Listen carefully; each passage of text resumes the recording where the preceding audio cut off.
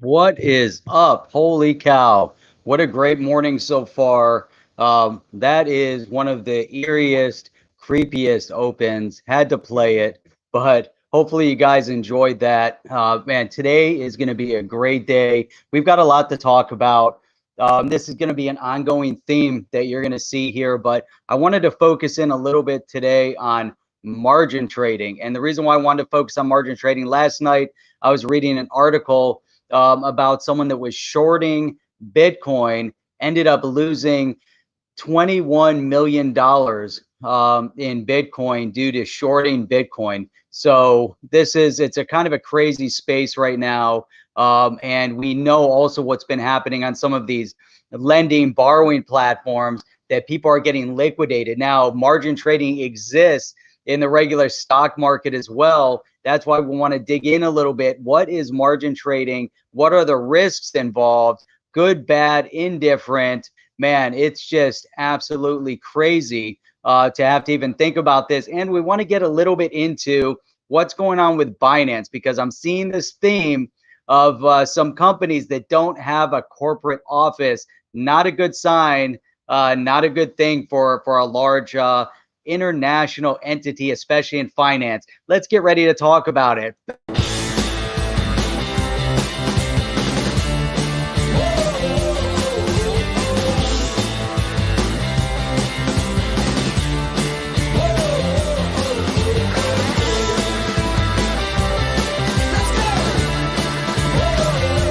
Welcome to On the Chain with Jeff and Chip. Oh, did I play the wrong one? Damn it, I played the wrong one. Chip isn't here tonight. That was the wrong intro. That's okay. Chip, what's up? Giving you a shout out. That's all right, though.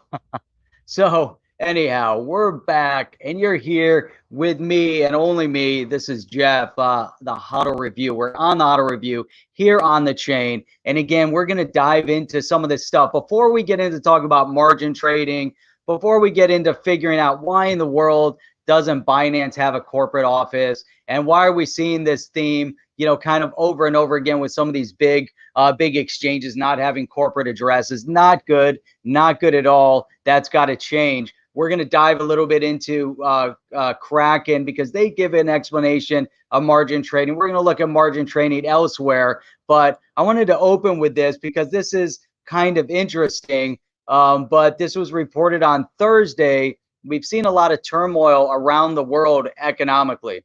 I don't know what caused it. Maybe there's some external influence that's been causing some of this uncertainty in the economy. But anyhow, in Lebanon, the Lebanese pound they've now ended the pegging of the Lebanese pound to the dollar. Now, over a period of time, now it's crazy because in Lebanon they have 6 different exchange rates against the dollar, for the Lebanese pound. And now over this period of time, really since October, their currency has lost 50% of its value. And so they were floating the currency, or they want to float the currency without being pegged to the US dollar. They're begging for IMF intervention. Obviously, with the IMF, we know that they have the SDR. The SDR is put in place in order to bail out countries that are in dire economic straits. Or in this scenario, now Lebanon is coming to knock on the door of the IMF. Good thing, bad thing. The system is in turmoil. Maybe Lebanon is one of the first that's going to fall. But there's a lot going on. Again, this started back in October, and it's gone on way before that, because there's been some uncertainty in the global economics. And in this scenario with Lebanon, they pegged to the dollar back in 1997. But it's crazy to see what's going on. It's also crazy to me that they're going to be knocking on the door here pretty soon, knocking there. Hey, IMF, you got to figure out something and try to bail out our economy, try to bail out our currency. Now, is this a good thing or a bad thing? I don't know, guys. I mean, you can throw in some comments. Let me know what's going on, because I don't think it's a good thing. I'm against it. I don't believe that they should turn to the IMF. Maybe if there's a short-term solution, but I don't know that the IMF is their best option. Obviously, there's other things at play politically going on in Lebanon, but as we look around the world, we can see a lot of uncertainty, if there could be a run on banks. But at the same moment, and I thought I'd bring this up as well. Let me see if I had opened up this other article. Maybe I did, maybe I didn't. There's my margin trading. Here we go.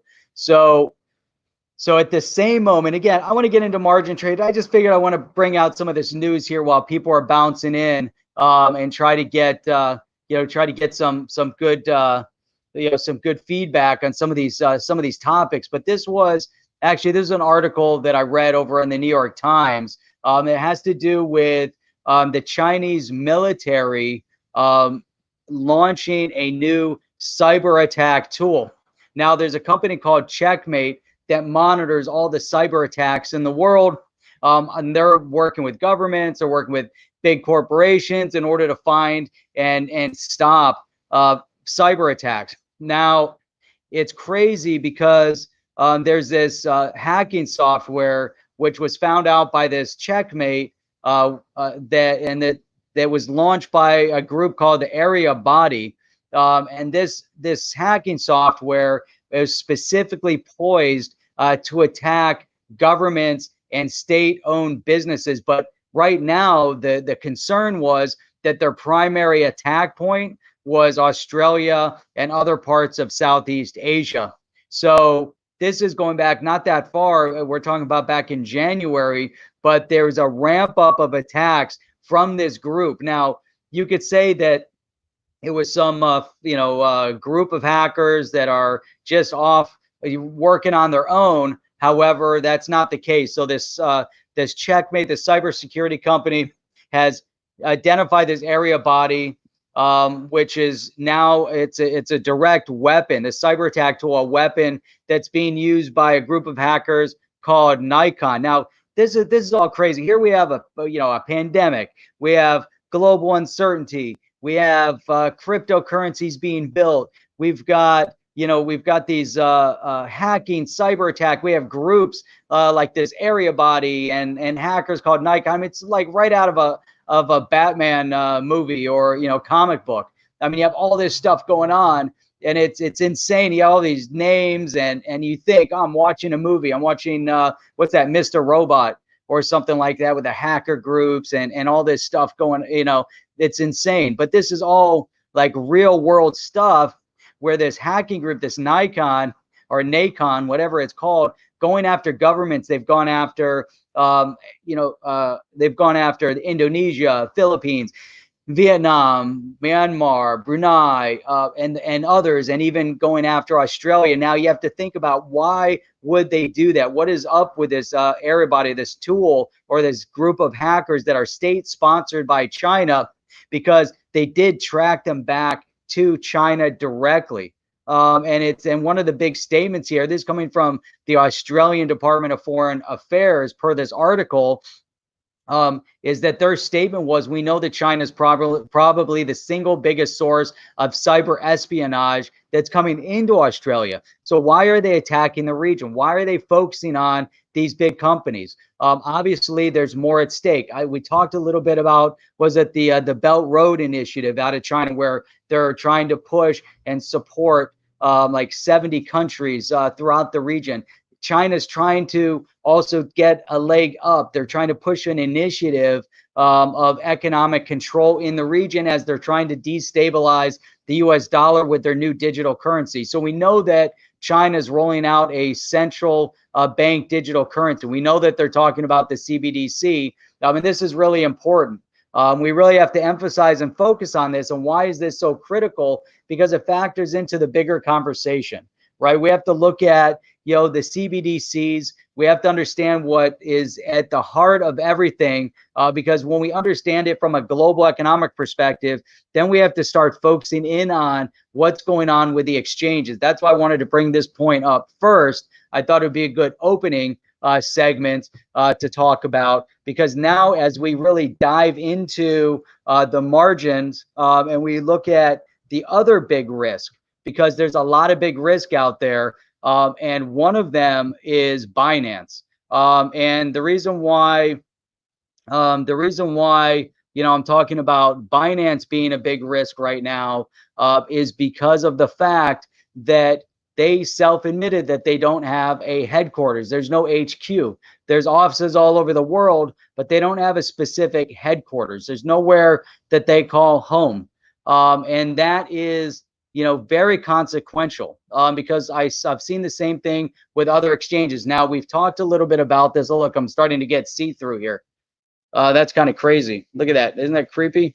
I'm going to get see-through. Oh, look at that. Boom. I don't know what's going on. Why all of a sudden my shirt decided it wants to be see-through. But it's very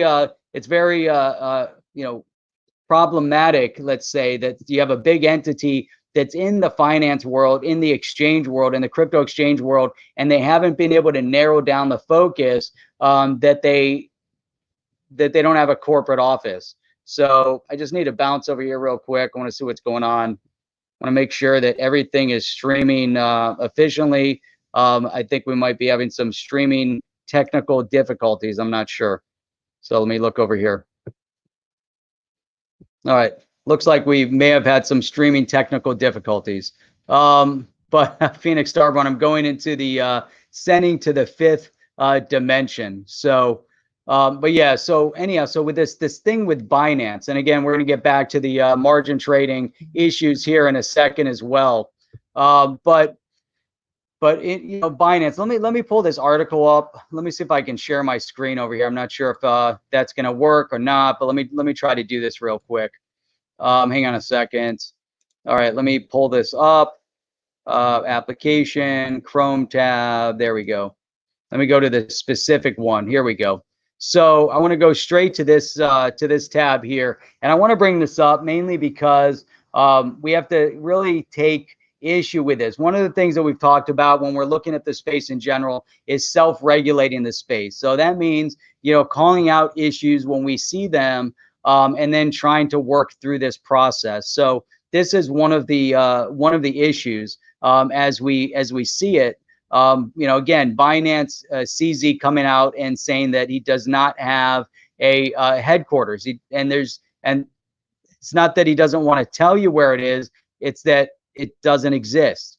And he comes out and actually has a statement here, a direct statement, that, oh, look at this. I'm trying to monitor the stream, and it had started over again. So, but here, there was a question, and it's interesting because, where is it? Okay, so this is really bizarre, how this goes down here. So, there's 5 minutes on the clock left.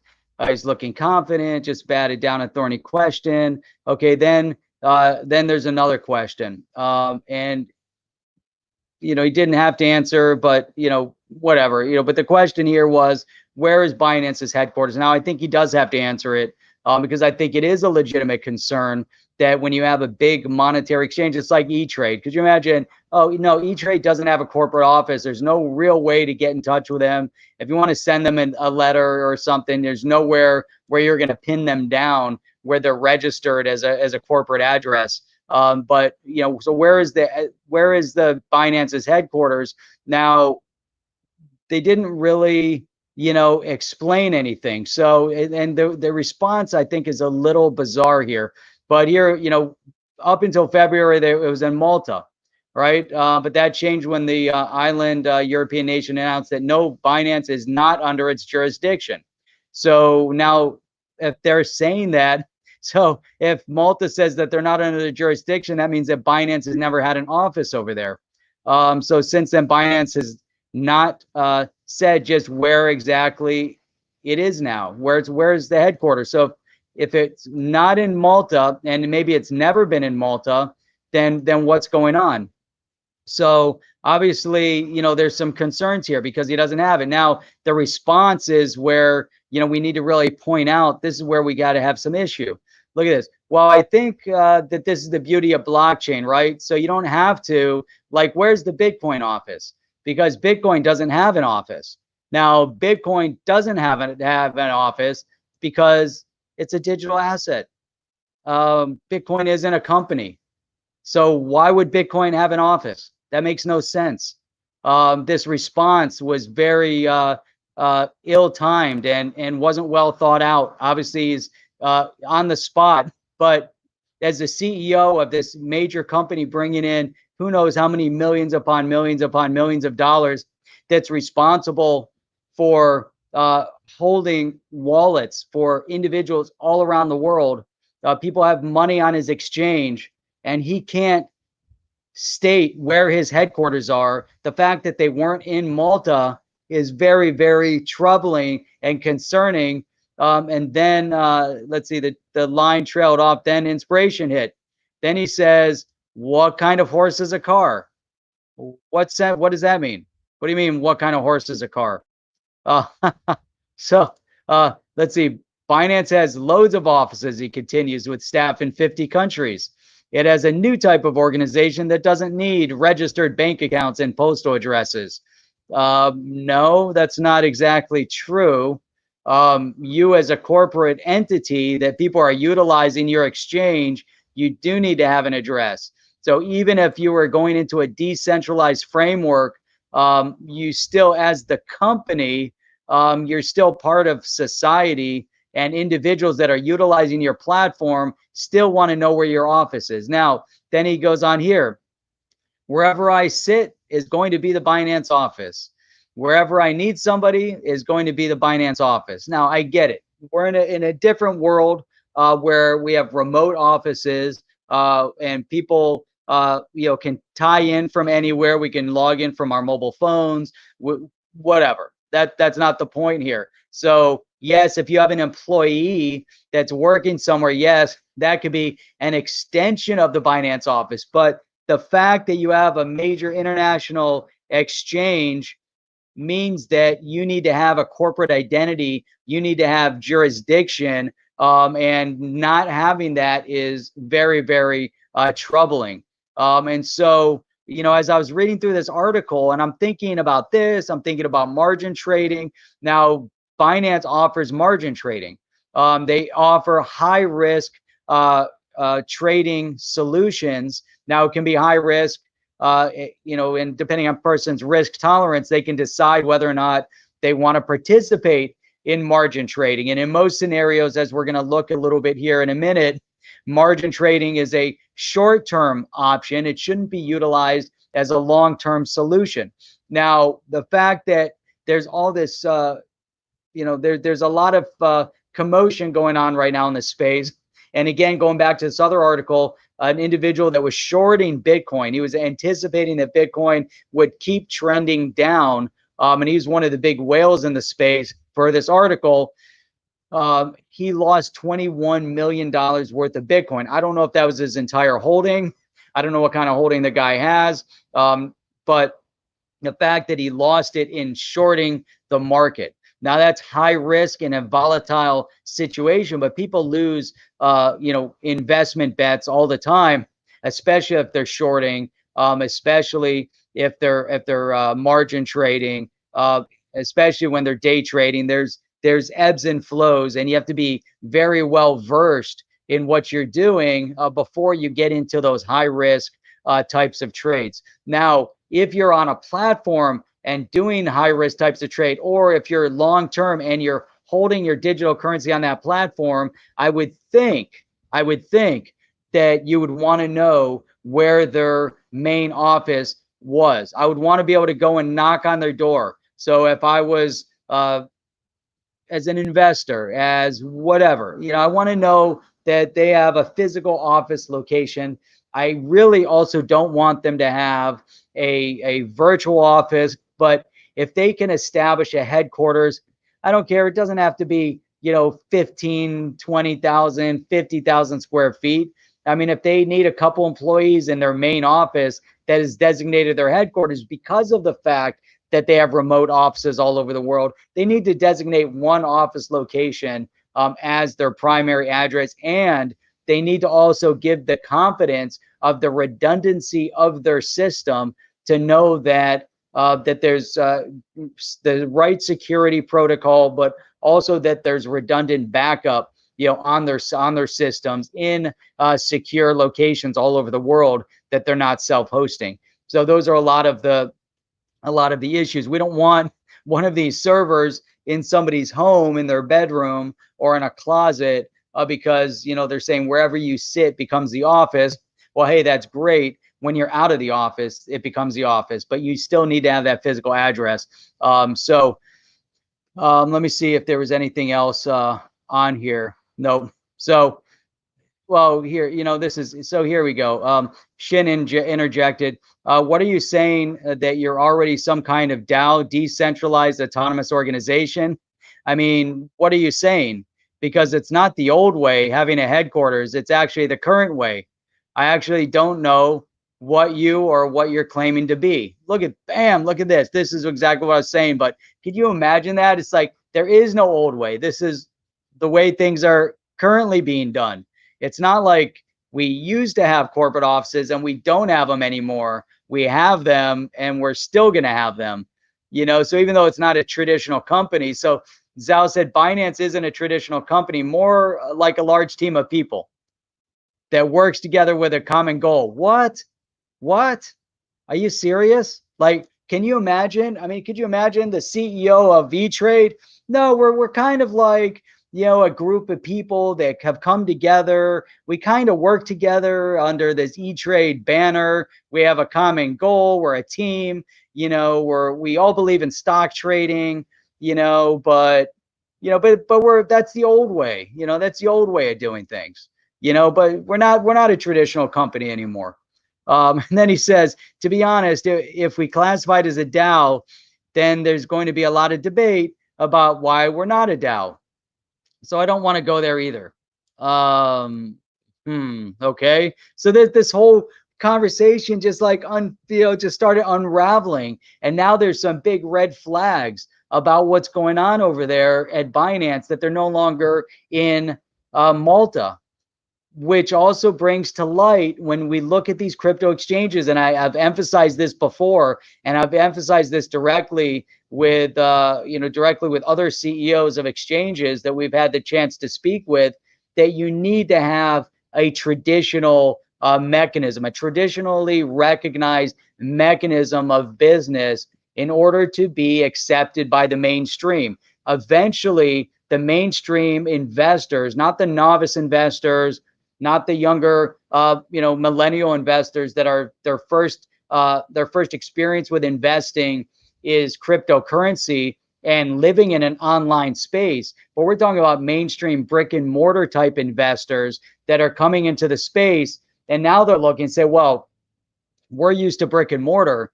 I get it. We want to be in a remote environment, but come on, you're a major global exchange. You need to have an office. You don't live and you're not working out of your college dorm room anymore, CZ.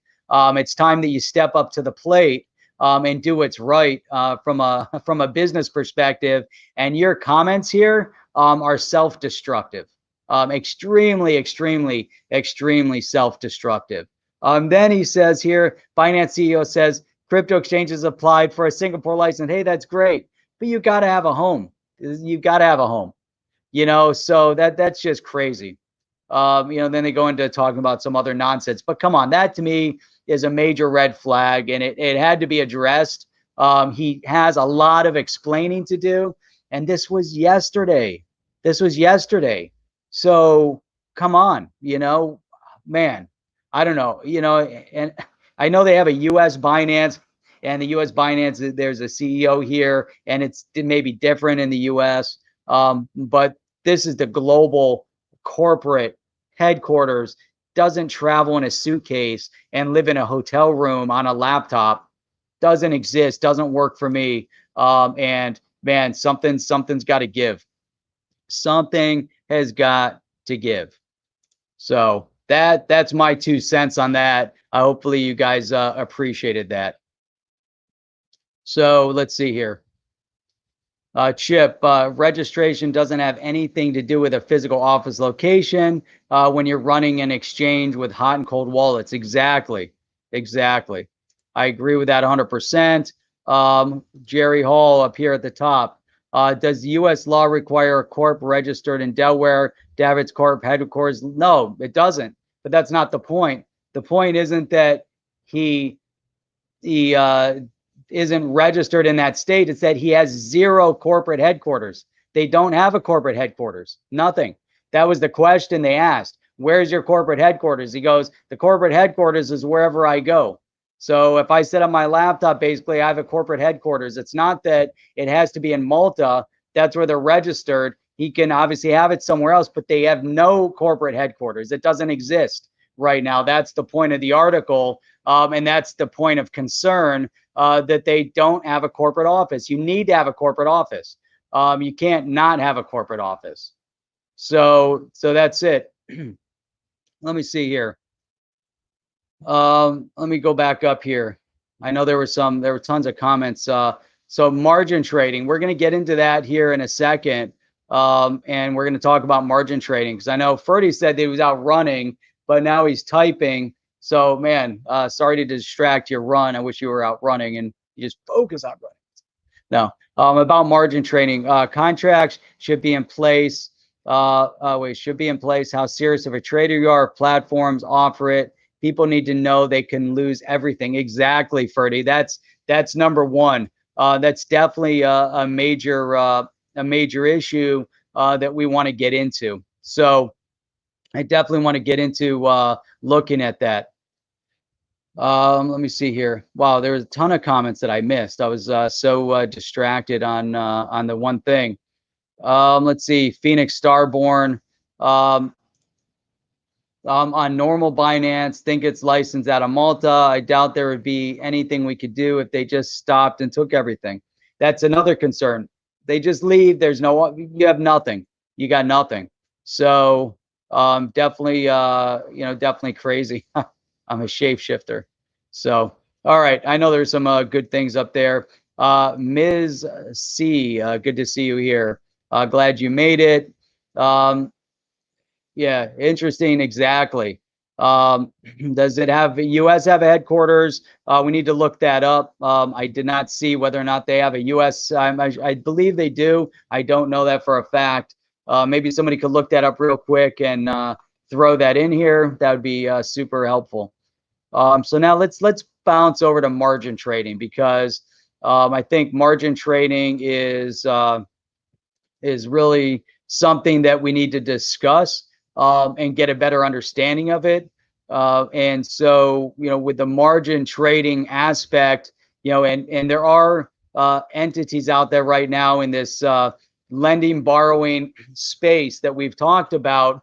There's multiple companies that are doing it that aren't very clear about the risks of margin trading. Now, as you dig into what margin trading is, and you look at some of the bigger investors in the space, now you have big corporate financial institutions that are leveraging and margin trading on a regular basis. And as individuals that are very active in trading and understand the dynamics of what they're trading, understanding the risk, then they're taking that margin and applying it for a short term and then taking it back out. They're not going to leave their trade in a high risk position for a longer period of time.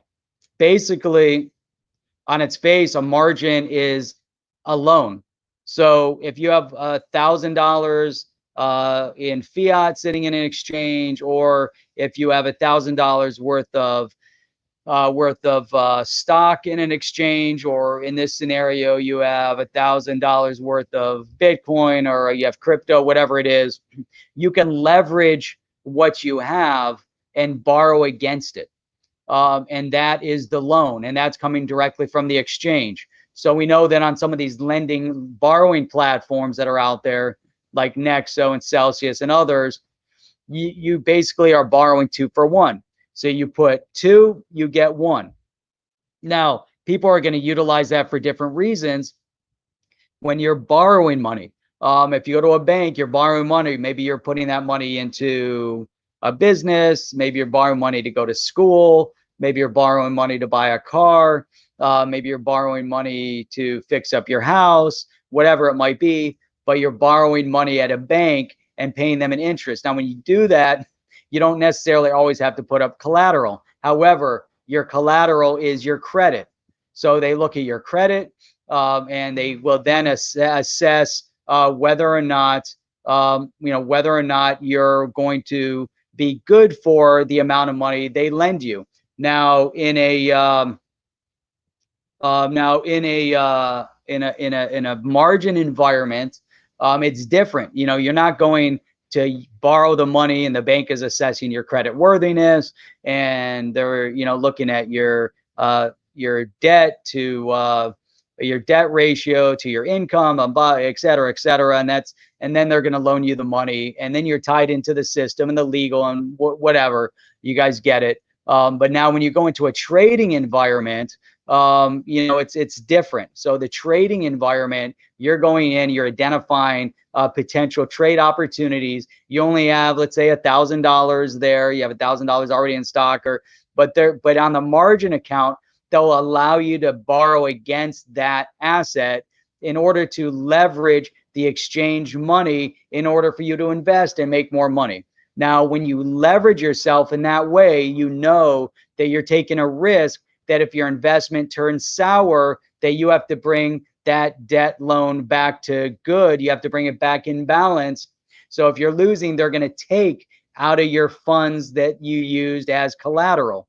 So if you're $1,000, if you borrowed let's say you borrowed $500 against $1,000, and that 500 goes to 250 in value, and then they're going to take it out of your collateral until it balances out. They want to keep you balanced. You can add more money to keep it balanced as well, but that's going to be in that trade margin account. Now, when you're investing and you're buying stock on margin, if you utilize that as a long-term strategy and you're leaving your money out there in that type of margin scenario, you're definitely in a very risky position in that case. And you already know that it's a high risk position that you're going to be in, because you put yourself in that margin account position. You know that you are borrowing against your collateral to go into a high risk position.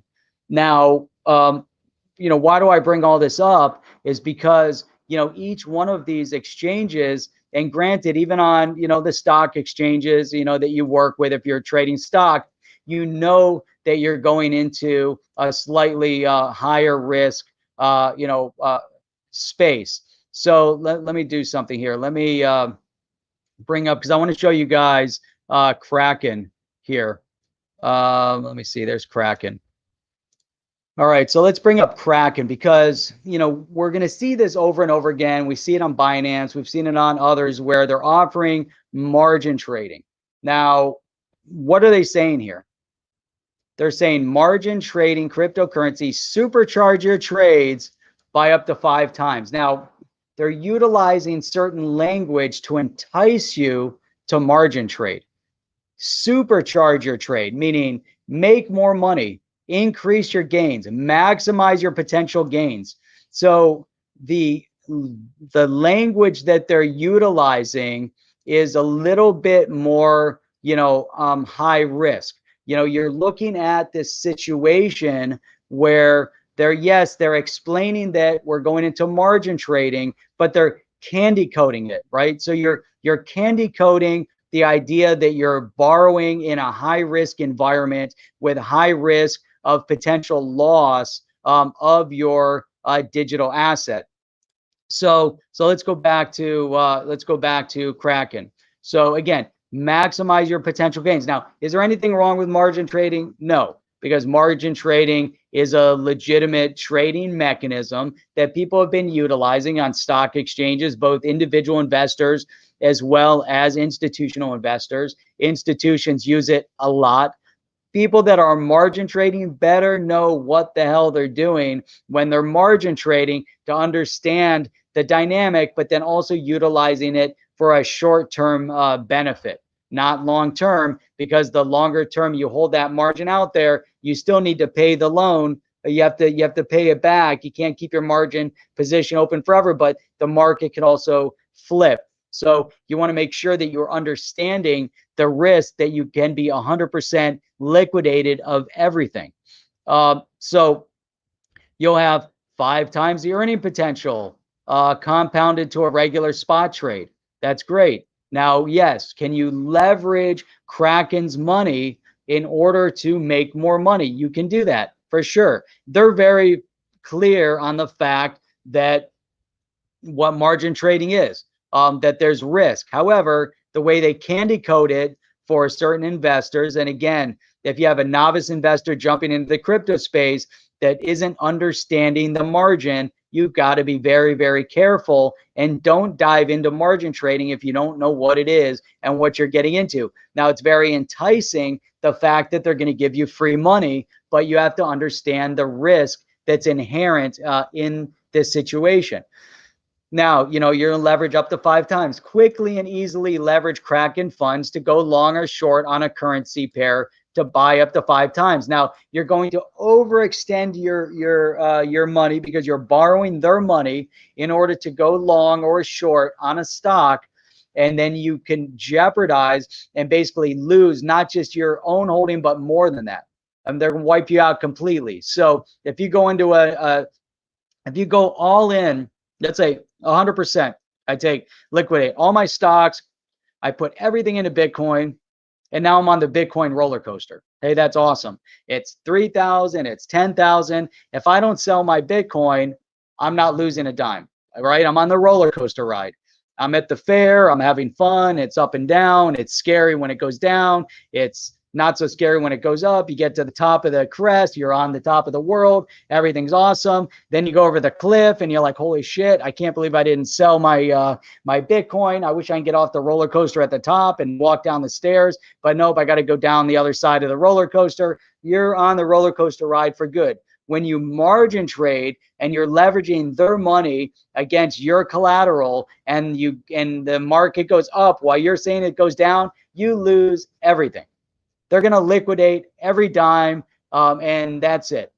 So you have to understand the risk that you're actually going to lose your position. Now here, it's very subjective as to whether or not they're letting you know the risks right off the bat.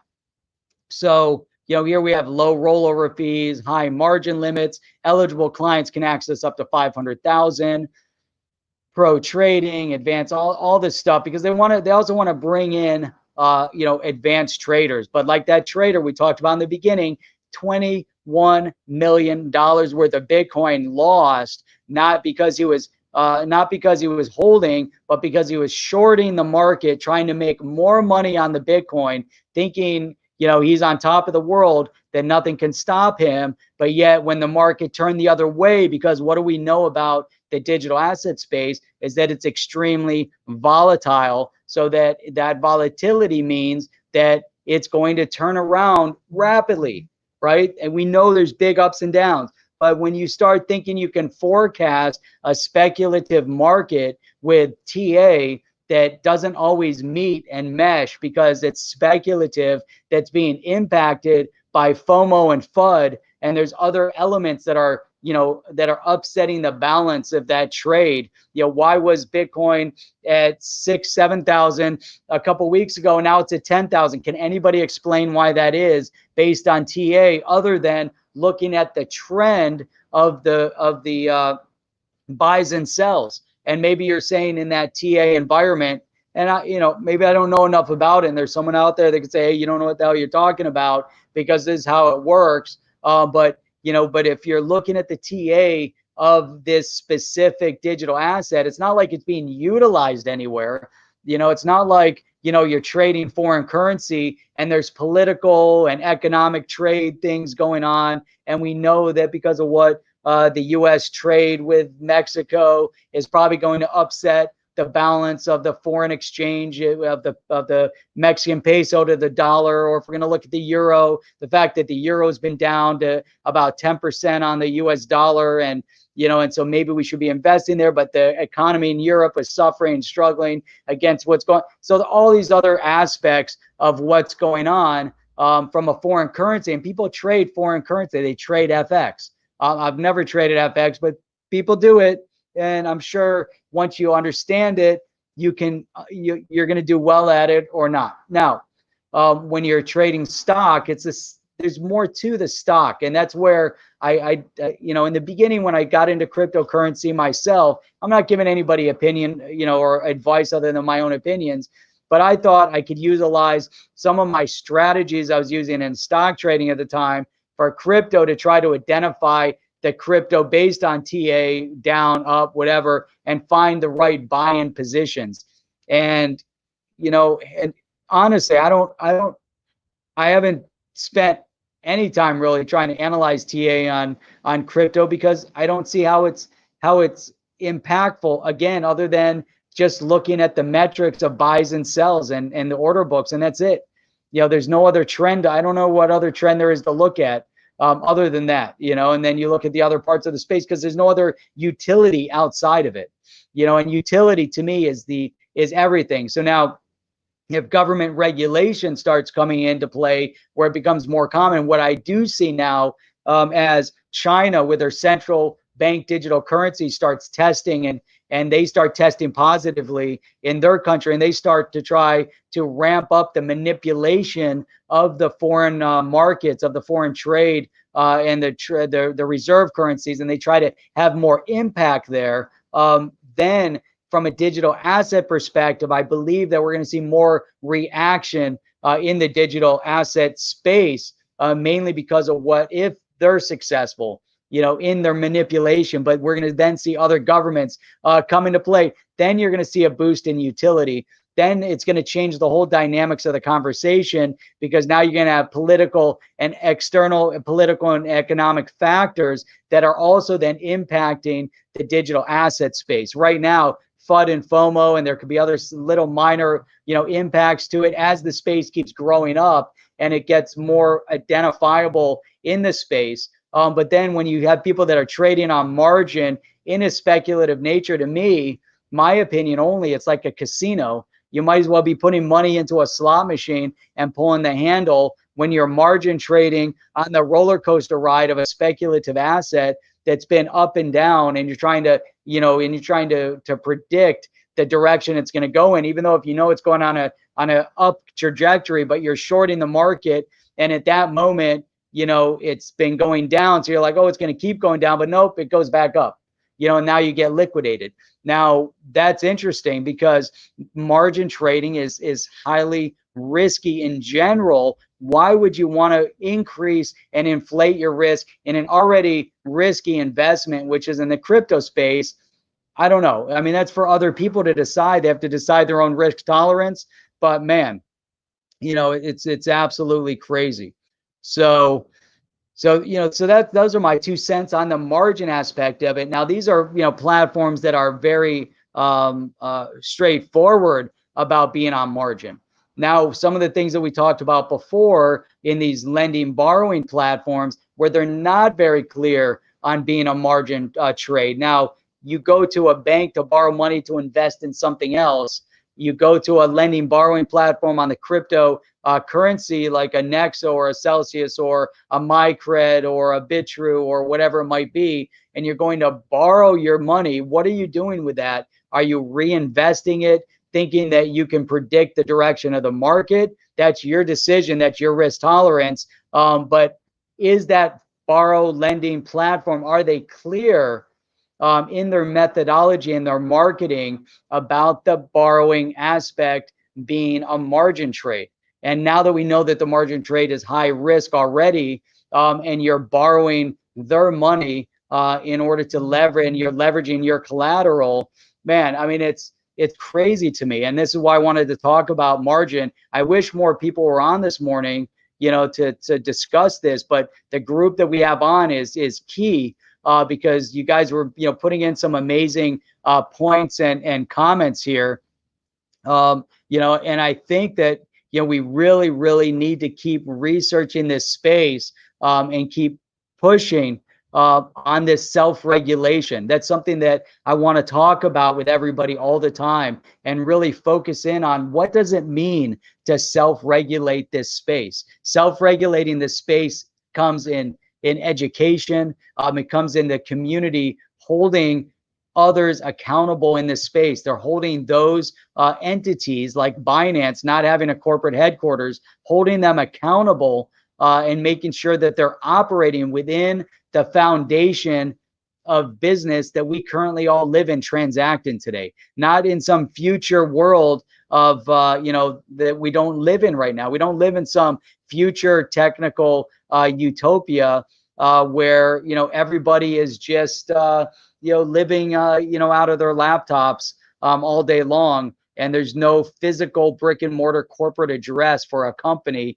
that you can turn to, not their registered address or not their registered location, but an actual headquarters where they declare it to be a headquarters. So now in the chat, Chip is saying, and I missed this, so thanks for pinging me, even though it was a little while ago. Let me see here, but the corporate address, here we go. Unfortunately, I can't open this link over here, so I'm going to open it over here. But the link to Binance corporate is operated by BAM Trading Services. That's right, in San Francisco. So they're out of the BAM offices, I would assume. So let's see, Chip, I'm glad you posted all this stuff earlier. But yeah, Binance US is a digital asset marketplace powered by matching engine and wallet technologies, licensed from the world's largest crypto exchange, Binance. Okay, so it's licensed from Binance. So that's the disconnect.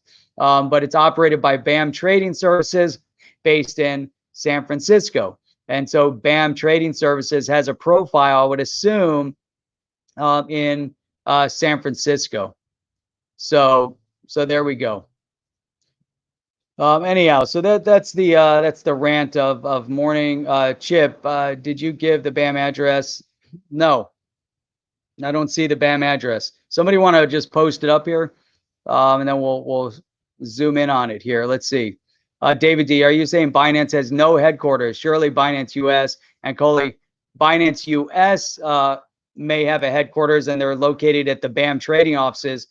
BAM corporate does not have a headquarters, as per the interview with CZ yesterday, I believe it was, or day before that, where CZ was asked specifically where their headquarters was, and he said they don't have a headquarters. And then they went into trying to explain that Bitcoin doesn't have a headquarters, therefore Binance doesn't have to have a headquarters. So that just doesn't make sense. So that's kind of where this whole thing started here.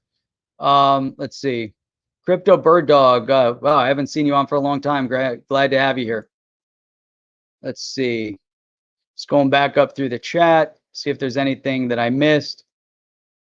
Here we go. David D, there's a reason why there is a requirement in traditional investing called accredited investor.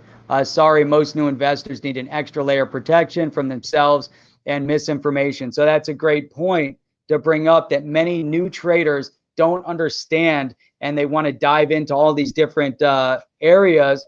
It's very, very scary and intimidating, and there's a high risk of loss, especially when you get into higher dollar amounts. So in the accredited investors, some of that also doesn't make sense, being an accredited investor, when it prevents you from investing in an IPO early.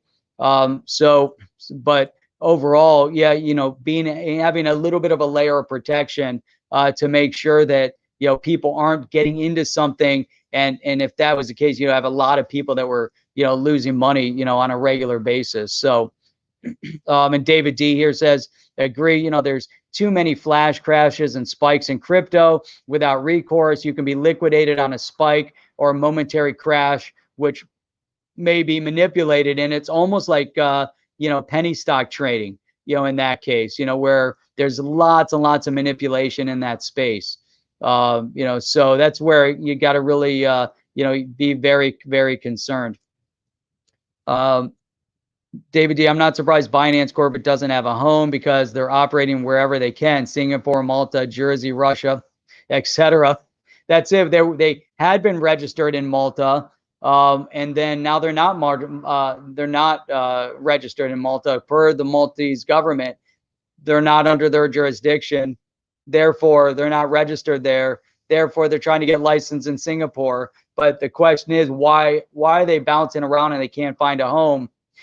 If you can get a home, we know China can't be their home. Malta could be their home. It's not. Now they're registering in Singapore. You need to have a physical address. You can't keep bouncing around, you know, whether it's for a bad purpose or not. You've got to have a foundation. CZ's not running out of his dorm room, like I said before. So David, he says, I'm comfortable with Binance and their regulation and their operating jurisdictions. Not so much with many others, especially non-US exchanges. Yeah, overall, I would say, yeah, Binance is, is definitely bigger. Something to look into. I still believe, regardless, Malta, Singapore, I don't care where they're registered. They just need to have a corporate office somewhere. They want to have their corporate office in Malta, Singapore, Vietnam. I don't care where they put their office. If they want it in the UK, if they want it in Germany, and it doesn't matter where they put their office, just put an office somewhere, and call that home with a corporate address. That's what they need. So that's right, Ferdy. Everything. But anyhow, but I think that's relevant to all of the exchanges. So I'm not just singling him out. I believe there needs to be one fixed corporate address where they're putting their sign and saying, this is the corporate address for Binance or Ferdy, for Bitrue or Coinbase or Uphold or wherever it is. They need to have that physical corporate address. This is the world that we live in. Yo, Rob Cash, man, what is up? Thank you very much for that. Appreciate it, man. It's been a while since we've had a chance to talk to you and have seen you on. So it's awesome to see you on. Also, really, thank you for that. The $10, man. That's appreciated. So let's see here. We've got Serdan, every now and then Croatian regulator publish press release and media warning that trading companies not regulated by them or EU are high danger for investment. And that, and that's interesting too. But that's two sides to it. You have the competition from the government, maybe not wanting the population to have freedom of investment, but at the same time protecting them from potential platforms that are going to try to steal their money. So self-regulation, I think, is what we need here. So, man, yeah, it's freaking awesome. So anyhow, man, I appreciate Rob Cash. Good to see you here. We haven't seen you in a long time. Crypto Bird Dog, haven't seen you here in a long time. We got a lot of great people on with us. Great comments from David D, from Chip, from Ferdy. Good conversation as you guys were going through here. And some other names I haven't seen in a while, like Ross, Loths. Haven't seen you in here before. But I'm glad that you're, posting and you're listening and participating in the, here on the chain community. It's always great to have people bounce in. We had Ms. Z that came in this morning. So lots of great people in with us this morning. When Mullet popped in here, Mr. Bigman. So we had a lot of great people that are bouncing. I'm trying to find this post. Here we go. Boom. Get that out of there. So fantastic. This was awesome. And exactly what Chip is saying, on the chain, our offices are located on Mars. But I believe we might be relocating to the moon.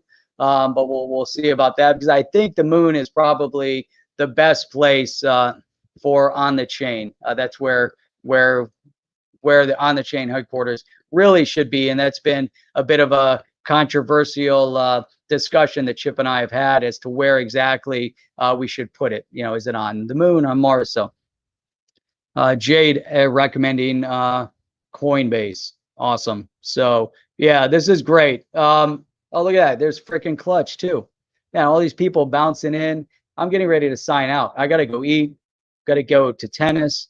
It's going to be great. It's already hot outside. People are out and about. The traffic is crazy.